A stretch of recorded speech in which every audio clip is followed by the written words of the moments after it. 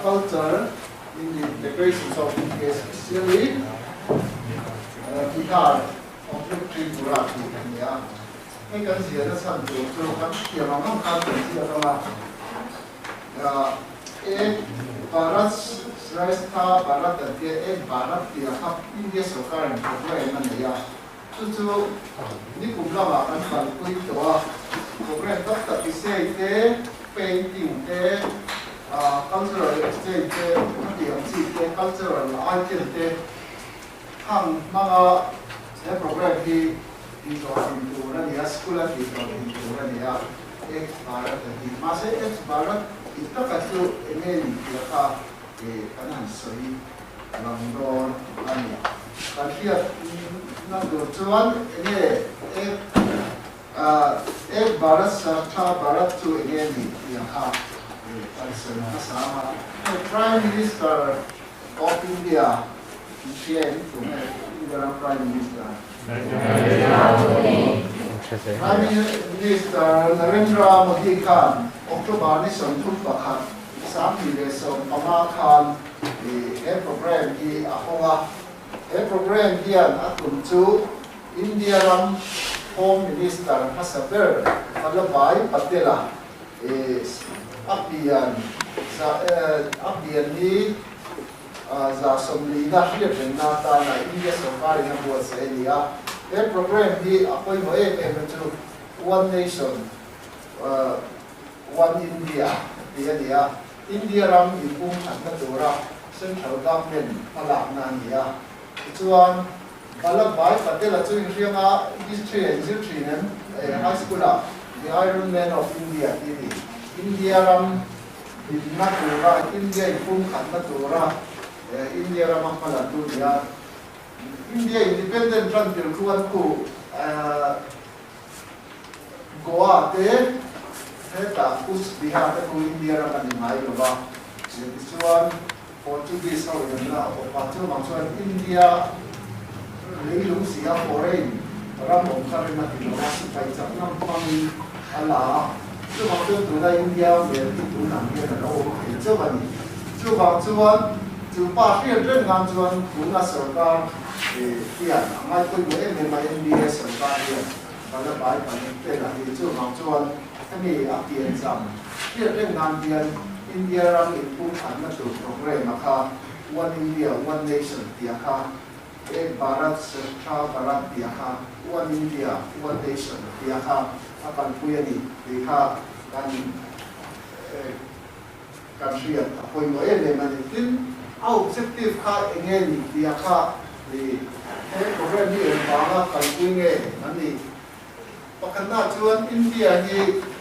unity in diversity dia India ram di kilometer sama be kalula trong khat mang khoi a mai mula bangan kitina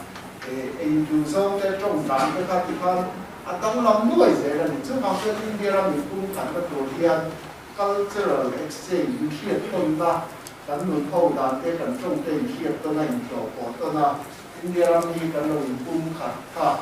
India sarkar na du ani chumi program kal zela chuan to na isei India ki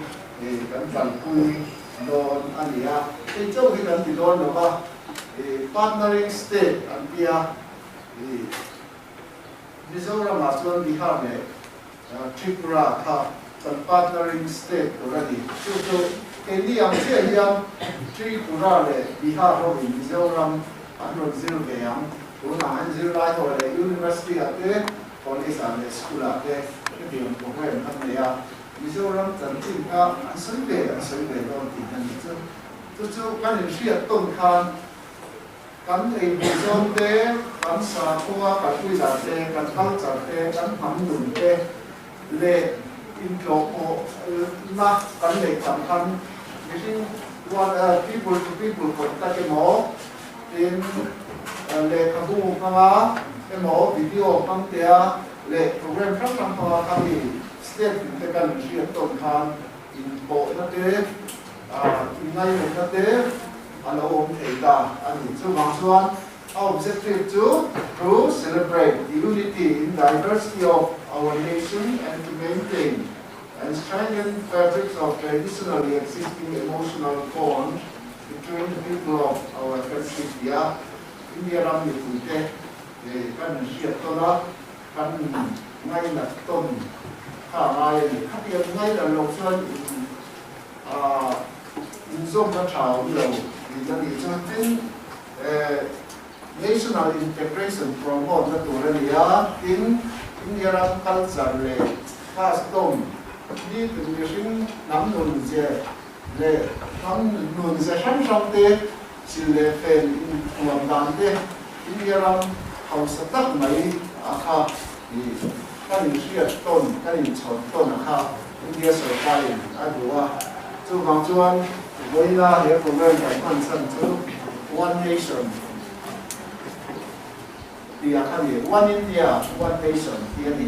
India ram thì cái cần cùng khả năng chú vàng chuan thì cái cùng là mà sang số khác đã soi hếtตัวmà sẽ chúng tôi bài hiền thì không phải đầu tiên là program mà cái giống gì đó chú vàng chuan cho cái gì cái sự cái này thì nó thì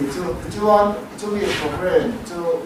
biết cũng bắt đầu cần cần quy đó class 12 và tham chú sử dụng cần nên khá thì sáng cần thì đó chú là nó câu dễ là nó thuộc rồi và tin lên thuộc program mà sản chung này cái thảo bộ khăn nào mà rồi chú biết dân lai nếu bảo khăn program mà khá cần thì để kể rồi và nên trả hết thì sẽ gì xí nó na chú với là hiện đối tế cần cần phui mà đi ra mà chuan program đi cần sử dụng nếu tổ đó là gì chuan với là ý sẽ in gì thì chú trong lệ nắm nụn phát sản đàn ina siết tôn na trong siết tôn na thế nắm nụn phát sản đàn ấy đủ gió hoàn sự lệ phèn phát sản phúng cái những siết tôn na cho mà ngay lần đó thế lung lúa đó thế các tiệm ăn là xiêm thì na chứ mong chuan India ram bị bùi tê cái những bộ tôn na trong cái những sự saka cái những siết tôn khan cái những bộ saka cái những lung lúa saka cái những cá lại những đó thế những rồng đó thế những bùi cái mồi ngày tiệm na thế mồi kha ở bộ thể ta đi lúc này lúc vào phan India ram bị na problem liền cho tổ chức Northeast ni India mà sắm ni tây India ram không sang sang Sri Lanka ấy giống tên là mà phụ sinh lệ đi du đã tổ chức na nên lý ta mà thấy chưa anh ví dụ thì có phần tổ là Northeast để cái gì thế là chứ vào cho India sở cái chứ điểm thì mong để cái tổ chức anh police chắc là remote khát tổ là gì police remote cho anh India mà sang Sri Lanka ấy giống na tổ sở cái là phụ sở cái là ở bên ấy biết là gì hay ngày đó nó mà rồi chú culture cái gì chuyện con na nắm thì ra cái gì chuyện con chú anh thì India làm thì cầm đầu lung lung thế thì em tin là vai hậu phải chú có sản phẩm này lung đàn à cái chia bị cả anh sẽ cái bên này à thì đâu chú cái cổ buồn này cái cổ tất cả hàng mấy chuyện na thì visa tên này hai con mà chú anh mà sẽ vai hậu khá khá anh sẽ thiệp là India mà sản xuất lại thế, phong suy thế, lệ đi du lịch thế, du lịch thế, sex lama cái tiếng à, thì buổi chúng ta cái hàng ăn tốt tắm thăm chú thăm culture thăm siết quy luật thăm nông thăm siết quy luật vào này, chứ tiếng chia chuan India mà sản xuất hiện central by siết tiền lòng không để thế này, anh đi làm cái du lịch các cái món linh rất không để thế à. thì anh sửa vào có nhiều cái ngắn thắm mình làm mình nhắc không ha thì nó có một cái tôn đầu chuan India ram ha thì ok sẽ thấy sự phải dẫn cái như nó rau thổ xong in cân nó thấu thổ vào chứ vào chuan lung lúa tất cả India cái cần thành phản nó sẽ lên các cái nó thấy nó đầu chuan các những chuyện của tôn hàng ai à India ram integrity ông tập tâm đòn chuan trong các những chuyện tôn hàng ai chứ rồi trong những chuyện đầu chu tập chuan dình về nào phổ hiền làm xuyên đi đầu chuan làm làm đều thôi một cả thâu rất là chứ rồi chứ mà chuan thì kan chen lai lo kan tong rồi rồi mai cái mà như kan tong dang kan chen biết gì đâu kan chen kui rồi không cái mà trông ta ăn trông các chuồn cái mà như mình có ai nãy xưa đây ta sẽ mấy mình thì chưa bằng chuồn trông thì không nắm mình sợ không phản nam thế mình làm nên đó mình sống nó trả này con chuồn trông thì không mà cái đó in là đang chút cao chẳng nắm nụ in phiệt tôn sập khá chú là đi dù không thế in siêu phèn đàn thế không nói thuần đàn thế cả đang phép cái này cho hoàng cho anh tham các cái gì phiệt tôn khan ram cũng India ram dùng sông này cũng khẩn là trả lâu ông thế à ram chu mà muốn na peace and tranquility cả tập các in khang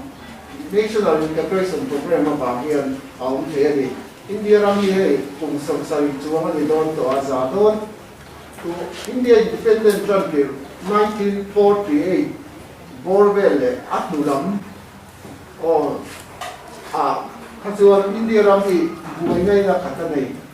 Muslim lệ Hindu thì buổi thế